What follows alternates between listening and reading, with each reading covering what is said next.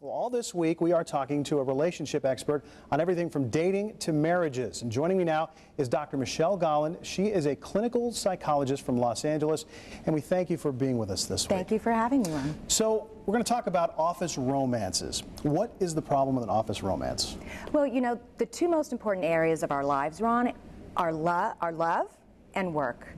And we think if they all come together that would be a wonderful thing, but in reality, it's really not so wonderful most of the time. Particularly, employers and organizations have tried to stem the tide of love at work because it really causes complications for them. And it affects, truthfully, the bottom line often for them. Occasionally you need to have that independence. Exactly, definitely. The employers, what they don't like, there are three particular problems that they can find. There is the potential for abuse, the potential for alliance, and the potential for distraction. And how those play out for the employers is the potential for abuse. One, obviously, there could be lawsuits. Let's say a boss is dating a coworker and it doesn't work out, and the coworker breaks up with the boss, and now they're being promoted or not promoted. And we will never know if they got that promotion or didn't get it because of the relationship. And there can be some serious problems with that.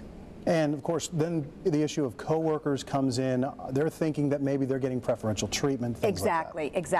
The potential for alliance is an interesting one. This can actually really affect coworkers. Let's say you're on a sales team and your love interest is on another sales team, and you start to sort of commingle issues and interests and share things. And if coworkers start to feel like their economic situation is being impacted by your relationship, they're going to be upset. And that is ripe for discontent and unhappiness. And then employers have to deal with that. It's a real problem. And the thing is, coworkers have disagreements. It almost seems like you compound the normal disagreements of a relationship by bringing it into the workplace. Exactly. That's the potential for distraction is interesting because that can actually go on even if it's a great and wonderful romance.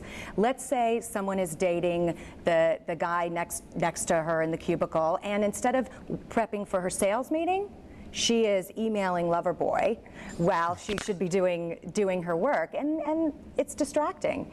And then if the coworkers start to become involved, then there's discussion of, is it a good romance, is it not? If they break up, usually offices each take a camp, and more than likely someone is going to end up losing their job or leaving because it's just uncomfortable.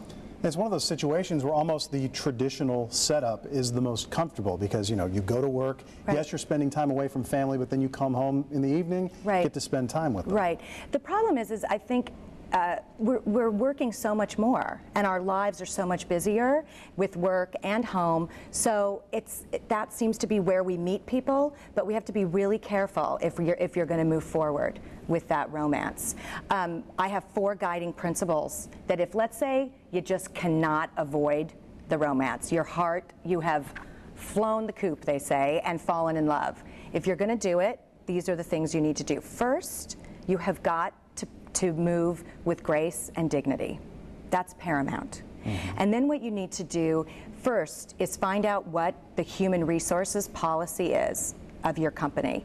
If they just don't like office liaisons, then it's really going to be at your discretion of how you proceed, obviously with grace and dignity. Mm-hmm. If there is an explicit policy forbidding office romances, what I say is join a dating service, forget the lost love, or you're gonna lose your job. So you have to decide, is this girl really worth that? And then no, if you're gonna go forward, no 9-to-5 hanky-panky. And that means no lovey-dovey emails back and forth, no stolen moments of affection, you know, straightening the tie, any of that. If you're gonna have your office romance, just don't have it at the office. That's the second one. And then the third one is no company funds. If you're in a company where, let's say you have a credit card, don't use that credit card to go out to dinner with your coworker on the pretense that you're, you know, discussing work. Mm-hmm. And then the hardest one, don't tell.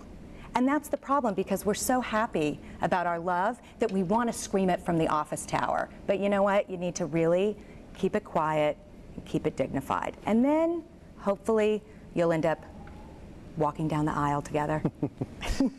Some great advice, and we thank you for joining us. We're going to hear more from you throughout the week. My pleasure. And back to you.